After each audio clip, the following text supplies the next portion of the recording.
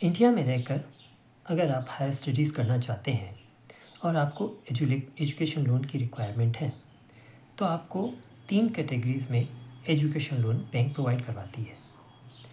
सबसे पहला, अगर आपको 4 लाख तक के लोन की रिक्वायरमेंट है तो इसके लिए आपको किसी भी थर्ड पार्टी गारंटर या फिर कोलेटरल सिक्योरिटी की ज़रूरत नहीं पड़ती है।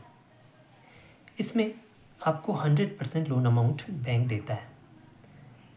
अब मान लीजिए आप जब लोन के लिए अप्लाई करने जाते हैं तो बैंक आपसे एडमिशन लेटर मांगता है, जो कि ज़रूरी डॉक्यूमेंट है। तो उस एडमिशन लेटर की बिना पे ही वो आपको लोन प्रोवाइड करते हैं। इस एडमिशन लेटर को लेने के लिए जब आप कॉलेज में जाते हैं तो आपको एक फ़ीस वहाँ पे डिपॉज़िट करवानी पड़ती है, जो कि सेमेस्टर फ़ी होती है। ये हो सकता है 30,000 हो या 40,000 हो या 50,000 हो। मान लीजिए आपने 50,000 रुपया सेमेस्टर फ़ी आपने डिपॉज़िट की और आपको वहाँ पे एडमिशन मिल गया। अब वो एडमिशन लेटर जब लेकर आप जब बैंक में जमा करवाते हैं और डॉक्यूमेंट्स के साथ, फिर उसके बाद आपका सैंक्शन लेटर आता है। जब सैंक्शन हो जाता है आपका लोन, तब आपको वो जो 50,000 रुपये आपने डिपॉज़िट करवाए हैं, वो अगर उसकी स्लिप आपको बैंक में डिपॉज़िट देनी पड़ती है, सबमिट करनी पड़ती है, और उस स्लिप के बेसिस पे आपको 50,000 रुपये रिम्बर्स हो जाता है, आपको वापस मिल जाता है। इस तरह से आपको 100% बैंक लोन 4 लाख तक बैंक देता है। इसमें आपको किसी तरह की और कोई सिक्योरिटी देने की ज़रूरत नहीं पड़ती है। दूसरा है 4 लाख से लेके 7.5 लाख तक का लोन। इसमें आपको 5% मार्जिन मनी देनी पड़ती है। मतलब बैंक आपको 95% लोन देता है।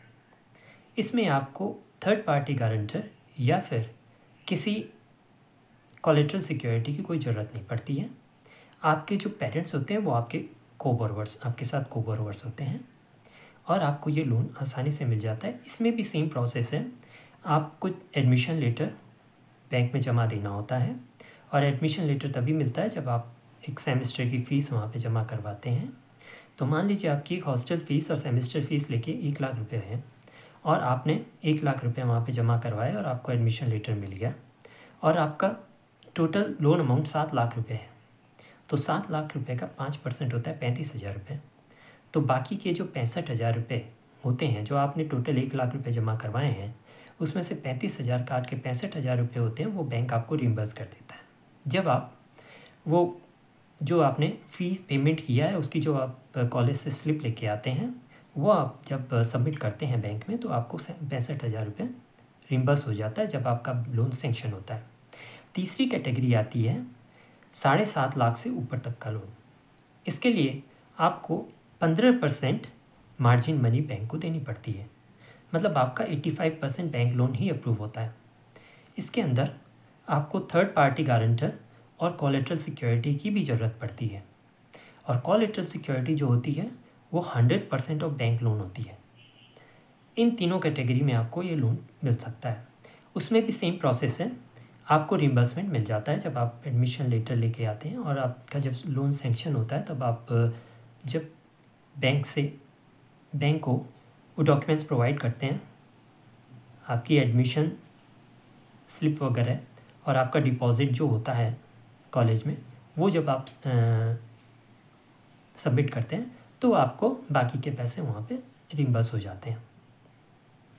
अब आपको तीनों तरह के लोन लेने के लिए आपको 2 बार बैंक के चक्कर ज़रूर काटने पड़ते हैं। पहली बार जब आप अप्लाई करते हैं तब, और दूसरी बार जब आपका लोन सेंक्शन होता है तब।